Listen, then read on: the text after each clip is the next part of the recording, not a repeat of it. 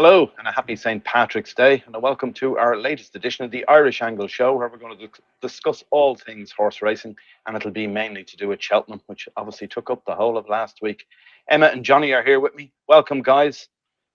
Hi, Thanks, Vinny. Vincent. Now, start off with you, Emma. Did you enjoy Cheltenham? Yeah, it was a mad week, I suppose. So many upsets. A lot of nearly all of the big horses across the week were beaten. I'm sure we'll touch on plenty of them throughout the week. And strange one, like I didn't feel like it felt like Willie Mullins was that dominant, but still came out with 10 winners. I suppose a difference by the jockeys getting them and a few bigger price winners for him as well. Probably muted the dominance a bit. But yeah, 20-8 again, Irish in the Pressbury Cup. It felt at the start of the week it might be a lot closer, but we definitely pulled clear in the end. Yeah, mad week at Cheltenham, definitely. Yeah, just on that, Johnny, just starting off with Willie Mullins, I suppose, being the headline act as usual. He had Gallopin Des Champs beat. He'd Stateman going to win a champion hurdle in Falls at the last. He'd Mageborough beat. He'd Ballyburn beat. And he still has 10 winners. We're only a little bit away from him winning nearly every race at this festival, are we? If things fall his way. Well, if you can win the Triumph Hurdle with the horse, I think that most people didn't even know was running until he got to the lead in the last few seconds, having never jumped a hurdle before. As you spoke about in your blog, Vinny, like this was an incredible Cheltenham for horses, making inexplicable race-ending errors or falling or basically, yeah, like what John Bond did.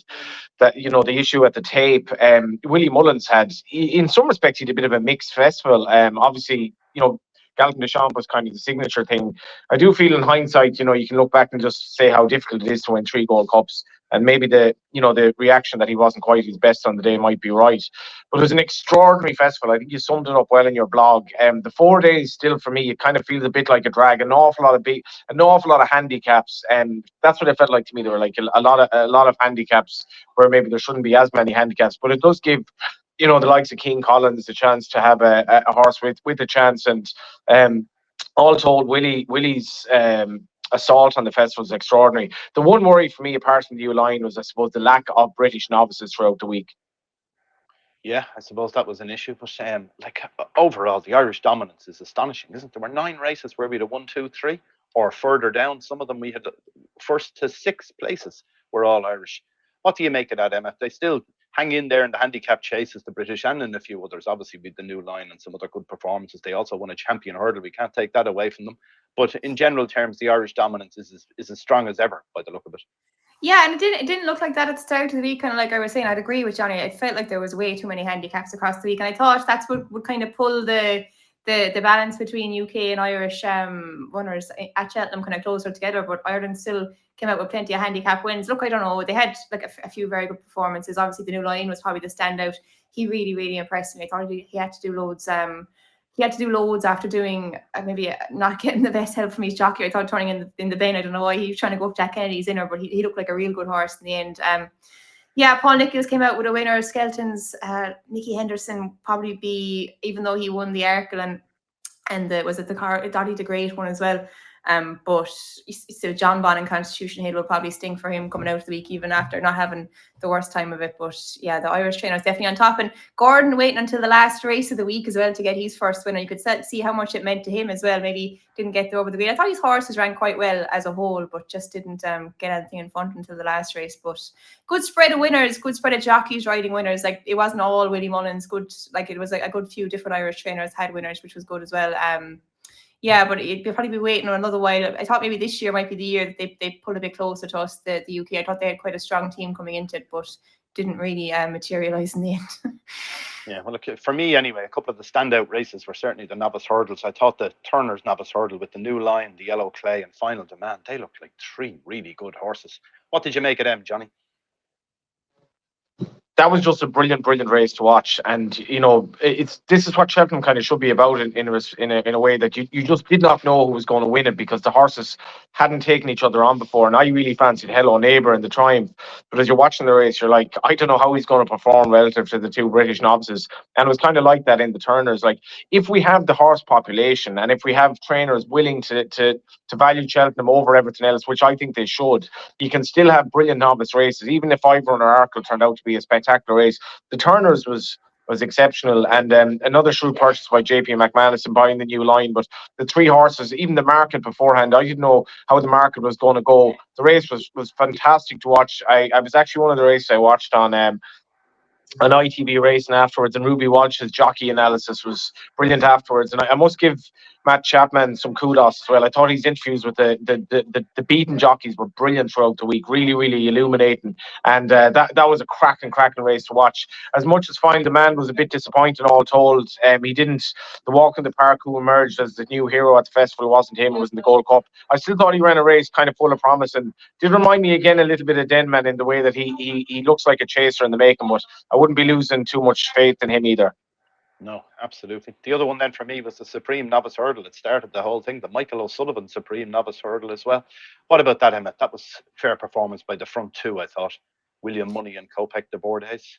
Yeah, you were kind of a long-term fan of William Money, weren't you? To be honest, I was surprised he settled and he ran well, but that Kopek de Boards looks could be a huge horse for next year. Whether they'll go hurdling or chasing next year now would be interesting. Willie was kind of mentioning the possibility of staying over hurdles, which I thought was I didn't think that would be the route they go. It looks like a big kind of chasing horse, but brilliant for the McCartys down in Cork as well. The interviews with them afterwards are brilliant. It just shows how much it meant to have a Cheltenham winner, I suppose. And they've only had kind of a small enough batch of horses. They wouldn't be owners with big massive strings. So for them to get the Supreme Novice winner was brilliant. And yeah, really exciting one, I suppose, among many for Willie next year. Final Demand, I thought, like you were saying, in that 2.5 mile again. And they were talking about that new line as a potentially a champion hurdle horse. I'd be shocked if the 2 of those didn't go chasing myself, but I suppose the trainers know better, and two massively exciting ones coming out of those novice races, I thought. Yeah, just looked before we came on air at the latest anti-post betting for the champion hurdle next year. You've Constitution Hill around 7-2, 11-2 the New Lion, 7 Lossiemouth, 10 Kopek de Boards, 16 State Man, and Ponaros 25-1. I wouldn't be fancying that myself, but anyway, there you go. Just on that, just Lossiemouth goes for the mare's race. Didn't turn up in the champion. Would she have won the champion, Emma? She surely would have beaten Golden Ace the way it panned out, but hindsight's a great thing, I suppose. Like if Constitution Hill and State Man both stayed up, would she have won it? Is a different question again. You're not really going to be banking on the big shots not performing. Brighter Days Ahead didn't show up at all on the day. I felt so bad for poor old State Man. That it was probably his best ever race at Cheltenham. He was traveling like a dream for him to come down. But like the Lossiemouth dilemma, I suppose, is probably going to make officials kind of look into that mare's race and see does something need to be changed, because I don't think it's the connections' fault really for going for the mares. The option is there for them, but maybe that option shouldn't be there really. With a mare for quality, she should probably be forced into the champion really, and she probably more than likely would be a champion hurdler. We're just speaking here today, but I suppose so many things happened throughout the race. Anything could have happened, and she won the mares anyway. And Richard, she got his Cheltenham winner. Yeah. Just on that, Vinny. So it's this kind of like when people say to me, we should have been 3-0 up at half time because your man's after missing 3 chances.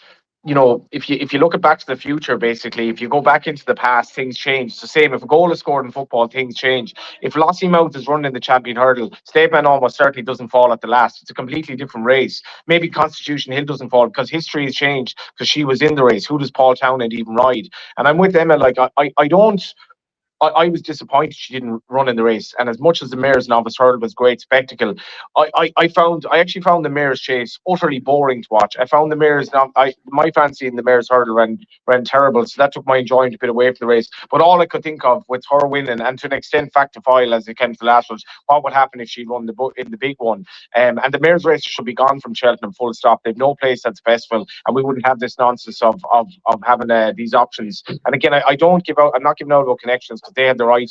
I feel they didn't really fancy her. I think they fancied Stateman over her, and you can nearly see why now in the champion hurdle. But they would have won both at Stateman and not had his mishap. But the mare's races, for me, they're under more scrutiny than ever.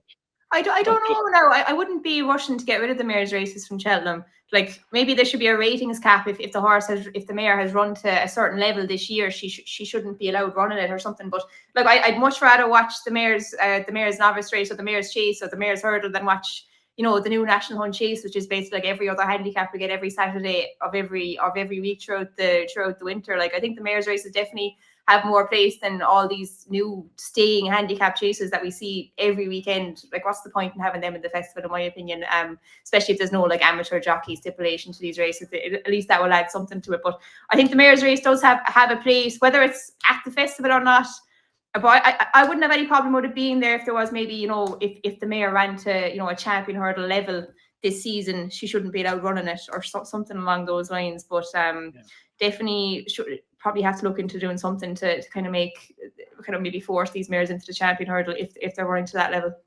Yeah, but what I thought there could be done is you change the distance of the mares hurdle. It's currently 2.5 miles. There's only about 3 furlongs between it and the champion hurdle in distance. If you push that out another furlong or two, make it say 2.5, 2.6, whatever it is, it means they'd have to make a decision much earlier in the season. Both Brighter Days Ahead and the Lossy Mouth Connections would have had to make a decision weeks or months in advance to say, we're going for the champion or we're going for the other. Because you'd have to train a horse slightly differently if there was going to be that much of a difference in distance. But anyway, we'll move on. We've loads to get through here. Fact to file, Johnny. You mentioned that horse wins the Ryanair very impressively. Would he have won the Gold Cup if he'd have run it? He certainly would have been a major contender on that performance. Yeah, well, he wasn't like, we can talk about, I know the way you're thinking and that, but fact to file, obviously, could he have narrowed the gap on Galopin Des Champs? But I made this point on podcasts throughout the year, like, you can't really be afraid of one horse. Galopin Des Champs, fact to file wasn't being disgraced behind him, and he was sort of, Mark Walsh was kind of riding him to find a way to beat Galopin Des Champs. But Galopin Des Champs, there was always a chance that he was going to be slightly below his best in the Gold Cup. I mean, Ile Francais ran no sort of race, but you know, I was quite hopeful that Envoy Alain would run well in behind. I thought Rachel gave him a good ride. Like, he absolutely destroyed him. I actually saw Jimmy Mangan. I'm in Wexford today. I saw Jimmy Mangan and his iconic Wexford coloured hat here, and I'm going to ask him what he made of it, because that form ties in very markedly with Spillane Tower, so we'll see what the crack is with him. But Fact 5 was brilliant. Like, he was really brilliant on the day.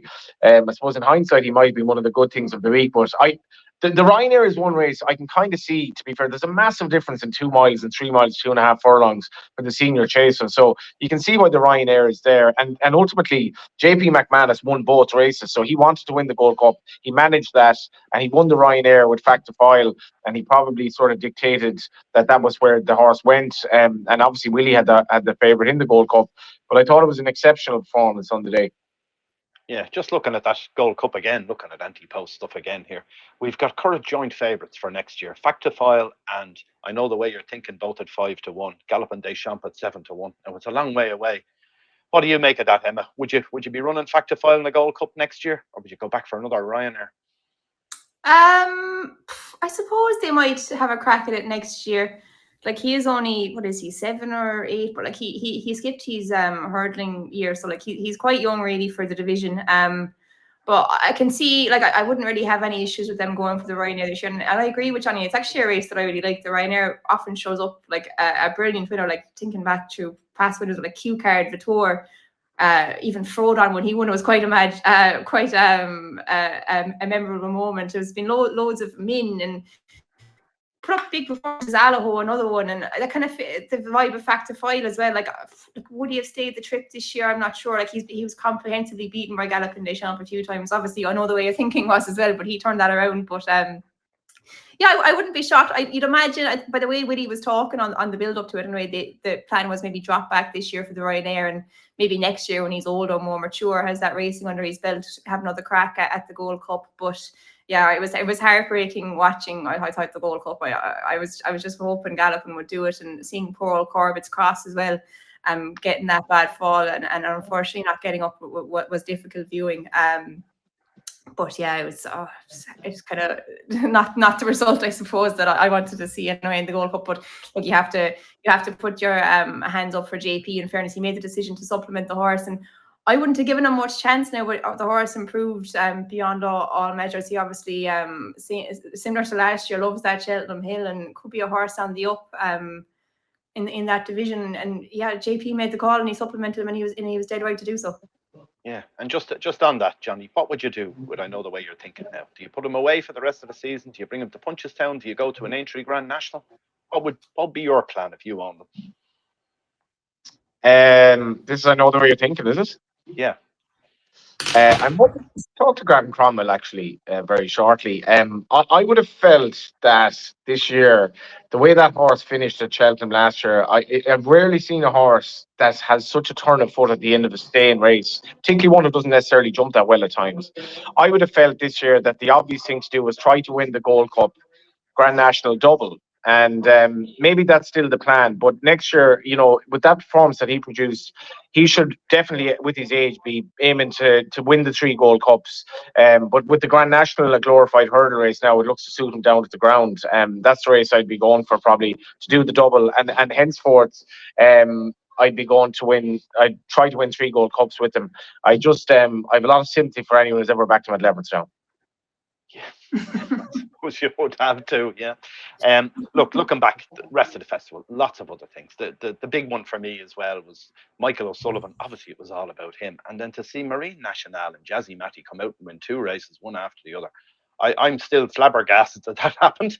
If I'd have only thought of it beforehand. What did you make of that, Emma? It was some week in his memory, wasn't it? Yeah, geez, it was unbelievable really seeing the 2 horses he rode to win on that Tuesday. Was it 2 years ago? Storming up the hill, one race after the other, and it was brilliant to see his girlfriend Charlotte involved in the celebrations at Marine. I think Barry Connell was saying in his interview after the race that she had come down to see the horse the week before, and yeah, it's hard. Like, no matter what you believe, if you believe in any of that stuff, it's hard not to say Michael wasn't smiling down in Cheltenham during the week, because some of the results would have been probably ones that he would have liked to see, and even it was great seeing John Joe O'Neill getting interviewed after his first winner of the week as well. He had a great week. And he was saying how Michael used to stay with him when he was in Cheltenham as well, and a big week in Cheltenham for John Joe. So yeah, you'd imagine there was a few people getting a bit of help from above throughout the week, definitely. Yeah, a few other things. There were lots of highlights, but for me, several of them. Rachel Blackmore completing the full set now. She's won all the big races at Cheltenham. She's also won a Grand National. So what a career she's had for starters. And then to win on Bob Ollinger in the Stayers, that's some horse too, isn't he? What a horse at Cheltenham he is. Then you had Paul Nolan having a winner in the Kim Muir. I'd like to see that. Paul has had many a horse fancied over the years in Cheltenham. It was nice to see him get one there. Caldwell Potter. All the talk about him and all the mess, but he finally produced on the big stage. It was a handicap, but he did it very well. He's obviously going to be a Grade 1 horse at some stage, hopefully next year or whatever. He'll grab one of them. And then Gordon, what a terrible week he was having. Horses running well, as we mentioned, but to finally get the win in the last race, the Martin Pipe as well, the one that's sentimental to him because he used to work for Martin Pipe in the beginning. Cracking things during the week. And then Jody Townend winning the bumper as well. I thought that was great too. What about it, Johnny? What were your highlights? Yeah, so many to take in. Again, your blog and Emma more or less echoed what I was saying there. Like, I'm not a religious person whatsoever. I did go to the church a couple of times when Michael was sick. As many of us were praying from that week. But to see the 2 horses win, I genuinely have never cried after a horse race. Until Marine Nationale, when ITV were relaying that the girlfriends had gone in to see the horse and spent 15 times with him during the week.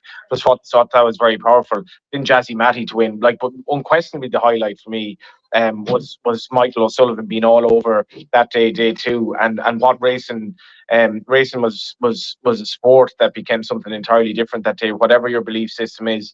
And I absolutely believe that as the O'Sullivan family have to get over, and Charlotte have to get over this awful situation, that a day like that will help them.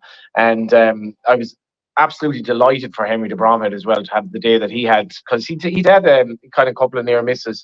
Rachel was, I thought she was superb on Bob Ollinger. Like, he's a great festival record and all of that, but like he's a hard horse to get right. And it was definitely relayed that at preview nights that Henry said he's gonna be one of the last off the bridle, and I think he felt he'd beat home by the lead. That was fantastic. Jack Kennedy obviously had a fairly frustrating festival, but Jack is back, and the thing for him now is just to have a good run of it in terms of injuries, and he'll be delighted to be back. But Gordon having the winner on the last day, Danny Gilligan having the double, Keane Collins having his first winner. There's so much going on. You want a healthy-ish number of British winners, which I thought we had as well. And Gavin Cromwell, for me, I've been known Gavin, I suppose, for some time now, and he's a real gentleman. And I think he's winning the Gold Cup. If you think his relationship with JP McManus goes back to Jer's Girl all those years ago, but for Gavin already to have won a champion hurdle and a Gold Cup, and he's very much of the belief, I feel, that you don't a lot of trainers kind of moan about their loss, whereas Gavin is like, no, you actually you work hard, you try to improve all the time. It's like, Kilkenny Hurlers brought standards on Limerick Hurlers subsequently. Gavin is like that. He's going to have good flat year as well. And for him to win with that horse in the Gold Cup was exceptional for me. Gavin is a brilliant man and a great trainer. But from start to finish, I mean, Cup at the boards on Thursday felt like a long time ago. It was that sort of festival. But for me, there was only one highlight, and that was the Wednesday, which was I'm still getting emotional thinking about it now. And I didn't even know Michael that well, but I know how much it affected racing, and I know what a lovely person he was. And Wednesday was special. Well said. Yeah. The other thing is, just looking back, we got to change it a little bit now. Look at some of the issues from the week, because there were plenty of them. We had the starts. There were obviously lots of problems with starts. Then we had the attendance, which is down again.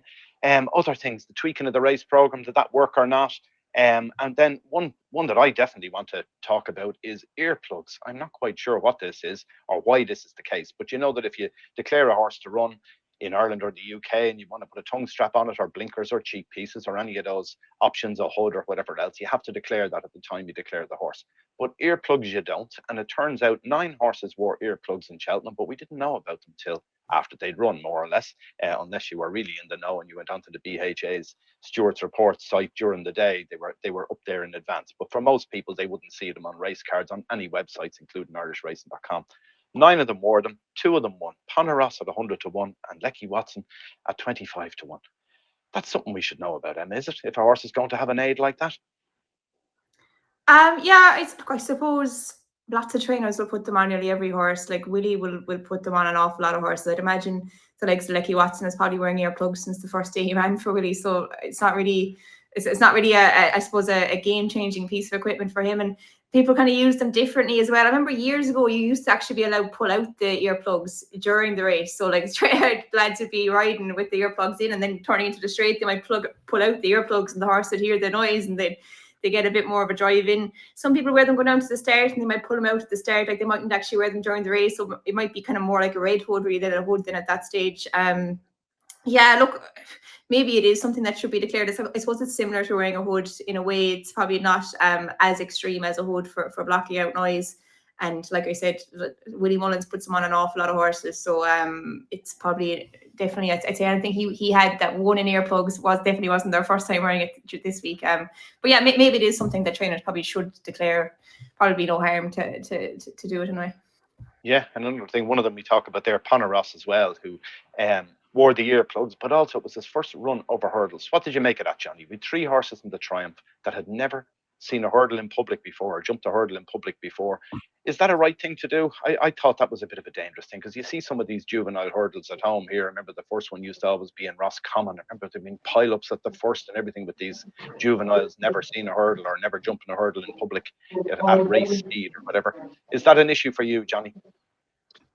This was probably one of the most incredible racing results ever. Like Gavin Cromwell won the Grade 2 at Christmas at Leopardstown with Hello Neighbour, and he hadn't jumped a hurdle. So that, in fairness, it can be done. But Jesus Christ, can you imagine the conversation Tony Bloom had with Willie Mullins? Like, and I suppose if you're going down the road of hindsight after a few points here, like, oh sure, Tony Bloom is one of the shrewdest men in the world, and Willie Mullins, like, if he trains a good flat horse in any hurdle race, you could have backed him. But like if Cheltenham stopped amateurs of a certain type riding in the 4 miler, didn't they change it? They didn't even fancy amateurs riding in the race at all. I do wonder some of the Cheltenham differences where they brought interest to make more handicaps and have more people betting on races. But like Cheltenham has basically said, we don't trust certain people riding. But you can throw a horse into the Triumph Hurdle with a big field who's never jumped a hurdle before. And then you can make this obvious argument, there's absolutely no way that should happen. But he won the race. So maybe it should happen. Willie Mullins, I've never seen anything like this. To throw a horse in here, like imagine if the horse fell and broke his leg or something. Everyone would have said, what in the name of God was he doing running the horse in the Triumph Hurdle for the first time over hurdles? Like insane. Or what if a jockey got injured? Like you'd absolutely, you can read the the reaction to it now. He only won the race. Like, so on the one level, I find it extraordinary. But I suppose if they did have a rule which said you at least have to have jumped a hurdle in public from running the Triumph, I don't think anyone would have given out. But Willie and Tony Bloom obviously felt, sure, why not? I don't know what their expectations were before the race. Jesus Christ, if you were on the runner-up and you had the market drift and you had all these horses to worry about, you would have been sick that you were done by a horse who'd never jumped a hurdle before. Then at the end, it is Willie Mullins. Yeah. Hello, I'm one of the ones that back Lumba. There you go. Yeah. Anyway, thanks very much for reminding me. Emma, just on some of the other stuff there, the crowd, like the Gold Cup day, big crowd. The opening day, a reasonably big crowd as well. But some of the two days in the middle, the crowd was quite small. We'd only 41,000, I think, on the Wednesday. It's a bad sign, isn't it? The crowd is down every year, 4 years in a row now. We've seen the crowd drop 10,000 down from last year alone to this year. Yeah. What would you do? Yeah, I wasn't there any day this week now, but just watching it on TV, like seeing a few of the winners coming back in, the winners' enclosure looked kind of eerily quiet, even after big races, which was worrying.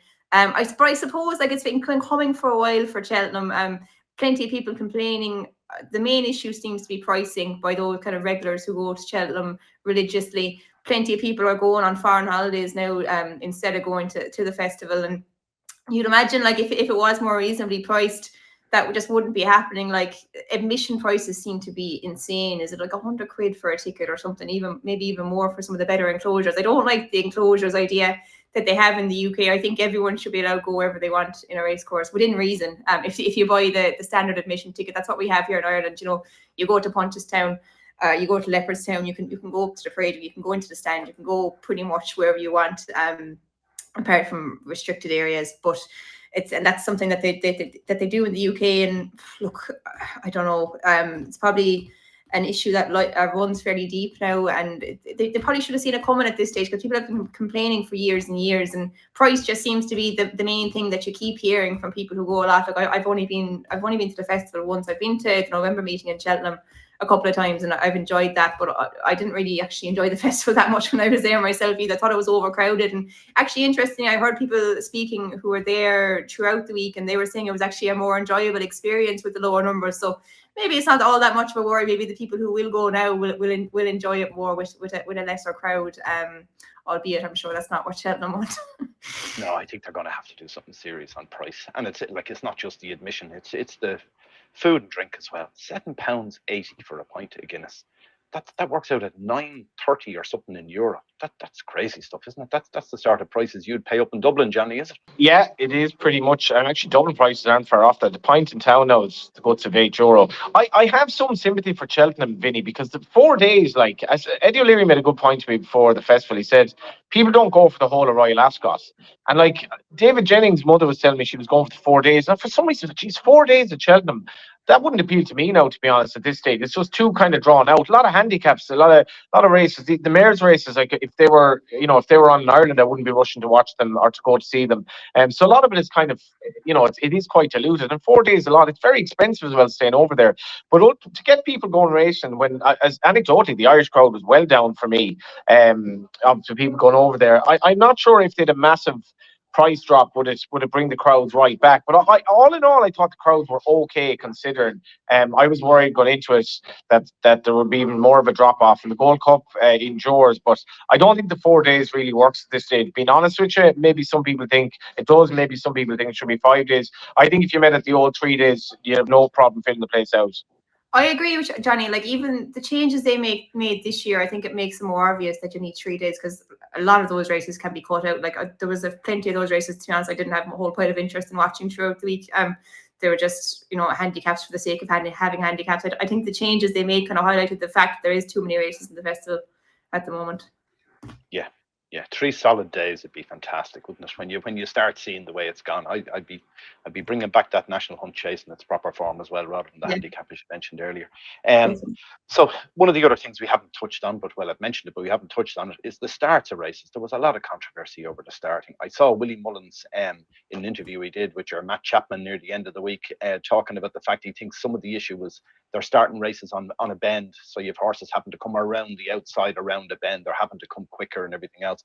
What do you make of it all, Johnny? It definitely was an issue across the week, but it's hard to know, how do you solve it? Yeah, the starting on the bend is a problem, and I'm not a fan of standing starts and jumps races at all. Like if you've all sort of racetracks for like Navan, when you've the whole of County Meath to run in, it's kind of fine. And I've sympathy for people who do jobs that I couldn't do, like starting a race or commentating on races or stuff like that. And I'm not going to be lecturing them on how to do it, but there's no way you should have that number of starts. Like you could have, if you had a scatter of false starts and you got it right in the end, that's better than we'll say the champion chase. Nico de Bonville spoke fairly pointedly afterwards, where the tape is on top of him, and you obviously had the Maureen situation. Now, sometimes I suppose if you're an amenable horse, it'll work okay for you. But standing starts are a disaster waiting to happen for me, and that was the one thing that from the week I think that absolutely has to be rectified, because to train a horse all year for a race and effectively lose it at the tape is kind of was the case for some of the grade ones, and all of the things that you train a horse for or ride a horse for, and then you're left at the whim of this bizarre starting system. I really thought it was a 2 or 3 out of 10 job at best. Yeah, from a punting point of view, it's a disaster, isn't it? You study all the form, you go through everything, you watch all the replays of previous races, and then all of a sudden your horse gets no chance at the start. It's all over. And the same for connections, obviously. What about you, Emma? Do you have any thoughts on that? Yeah, I'd agree. I think standing starts should be nearly totally gotten rid of. Some of the starts throughout the week, I mean, I think they're a bit very pedantic about the whole horses approaching at too much pace. They say they have to walk now or a slow trot or something. I mean, if horses are cantering steadily towards the line and they're all in perfect line, just lead them off. Like, you don't have to have a false start for the sake of it. They're just it just feels very pedantic at times. Sometimes it's a perfect start, and just because the horses are going slightly too fast, they'll call a false start and then they'll bring it back and it'll be a standing start and it'll be a total mess and no one gets the right position. Plenty of horses will miss the start just for the sake of it. I think the rules definitely need to be looked into. There's definitely a better way of doing it than a standing start. And yeah, I don't think there was plenty of punters not happy with the starts, and plenty of jockeys as well. A few of the, like you mentioned, Matt Chapman post-race interviews, a few jockeys kind of gave their thoughts on those standing starts. I think Nico was a bit aggrieved after the John Bon one as well. He was saying he didn't like the tape under his nose. But yeah, they were a mess all week long. Yeah.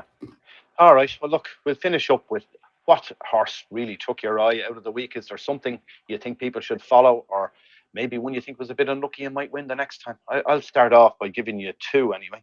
One obvious one is Vanillier in the cross-country race. Mother of God, how unlucky was that horse? Went way off the bend, went the wrong track almost, or was about to go the wrong way. But I thought that was a hell of a performance. It'll win one of those sooner rather than later. And the other one for me that stuck out like a sore thumb as well was David Maxwell, the horse that he owned and rode in the bumper. It's called El Keros. That horse was desperately unlucky. Now, I know David Maxwell, he's a Corinthian amateur, which is terrific for him and everything else. And he's got some very nice horses across the UK and all sorts of different yards. But this looks like a really nice horse. I think this will win some big races. Whether he rides them in all of them, I don't know, but he probably will. That's his modus operandi anyway. What about you, Johnny? What took your eye? Obviously you could pick many, but I have to give Poneros. I'm sorry, Vinny, if you back Lulan, but Jesus Christ, like I often find horses who drift somehow find a way to lose, but you do not expect to be beaten by 100 to 1 shot who's never jumped a hurdle before. And all told, that was an extraordinary achievement. Was it? It's what was the horse of Willie's that won the Triumph years ago, and then he took on Clough at Punchestown. He won at 40s, Zeba Zion or whatever, and he was a massive drifter at Punchestown and never really went on to anything. And maybe Poneros maybe it'll be a fluke, but geez, that was an extraordinary effort. So this horse has a lot of ability. And what will he do with them on the flat as well? Yeah, the second and third in that are two fair yardsticks, and I'd say Hello Neighbour's not too bad either. But I think the second and third, the two English horses, are very good. I think we'll see a lot more of them, so we could well see a lot more of Poneros as well. What about you, Emma? I thought Cargase winning the county was fairly taking. It's a race that really has won with a fairly good horse, Estate Man, in the past. She's very likely raced. I thought she pulled fairly hard. I know it was a small enough field, so maybe wasn't the normal kind of helter-skelter of a big race handicap at the Cheltenham Festival. But still, I thought the way she pulled to win the race like she did was really impressive. And I suppose an unlucky loser at the Big Westerner was kind of hard not to give a mention to. To be honest, like looking at the Albert Brand, I thought her being 9-2, she was way too short, but I wouldn't be surprised if she went on to do big things now. I thought she put in a massive run, even in defeat. And yeah, the Bromhead team have a really nice mare to look forward to with her, I'd say. Yeah, I did a show with Robbie Power last week, and we just went through the Bromhead runners in Cheltenham, and he gave her a very good mention, the big Westerner. What he was saying was, he said she's doesn't do anything flashy, but she says she does everything right at home, really genuine. He thought that she was a solid each way bet in that type of race, which it turned out she was. She was a bit unlucky just to meet one, I suppose, who we knew was a very good horse, a former champion bumper winner and everything else. But yeah, I wouldn't put you off the big Westerner long term either. Well, look, that's more or less it. Thanks for watching. Thanks for contributing, guys. And we'll be back again next week. So if you are gambling, do gamble responsibly. And if you haven't subscribed to our channel yet, make sure you do so. Thanks for watching. Bye for now.